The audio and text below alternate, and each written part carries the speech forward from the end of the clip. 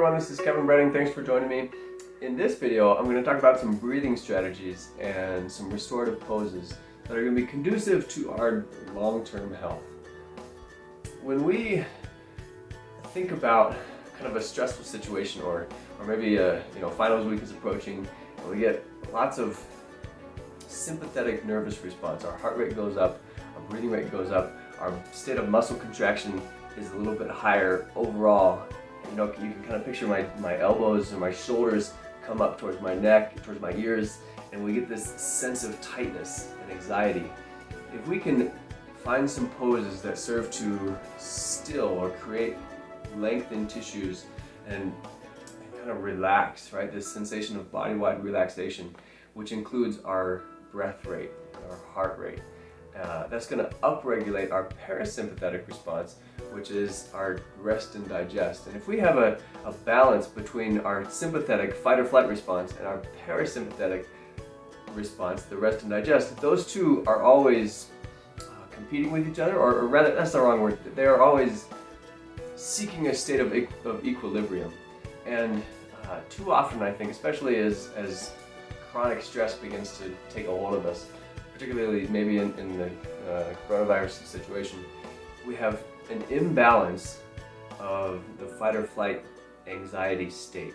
So if we can find some specific poses to upregulate our parasympathetic nervous system and help us recover and relax and restore, then that can serve very large health benefits.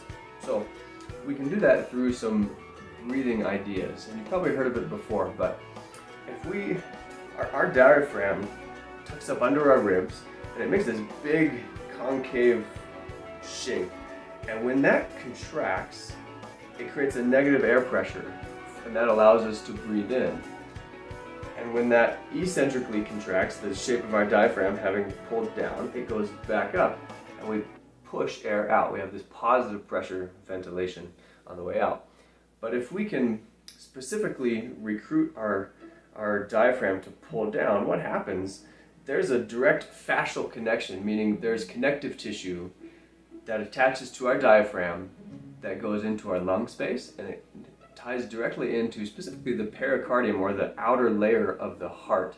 And when the diaphragm pulls down or contracts, that literally physically tugs on the outside of our heart and creates a tactile cue for our heart rate to slow down. So, as a restorative pose or a restorative breathing mechanism, if we belly breathe, we can use our hands as a tactile cue. So sitting forward, tall and wide from our shoulders and length from our spine, on our chair, we kind of roll our shoulder blades back and have this good tall posture. Place one hand on your chest, one hand on your stomach, and this bottom hand, when you breathe, try to have that hand move first. You can breathe through the nose or through the mouth, whatever is most comfortable for you. And then when you exhale, try to reverse that. Have your chest fall a little bit and then your belly sink in. And I'm just going to do a few breaths, and I'm going to spend approximately 5 seconds breathing in and 5 seconds breathing out.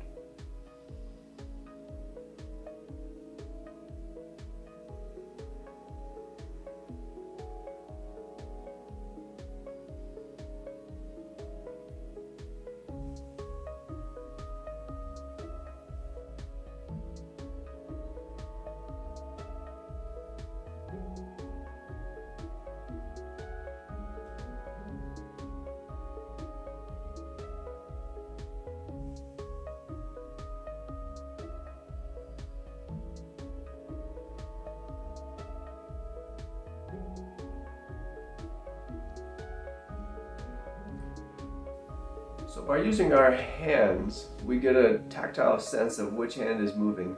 And that's going to bring attention to our breath and to specifically how we are breathing.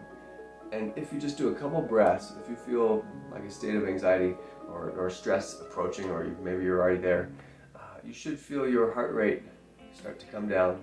You should feel your breathing rate regulate. And that's going to serve in that balance equilibrium state of sympathetic and parasympathetic fight or flight, rest and digest. That's going to help level that out and kind of the natural state of equilibrium is a good place to be.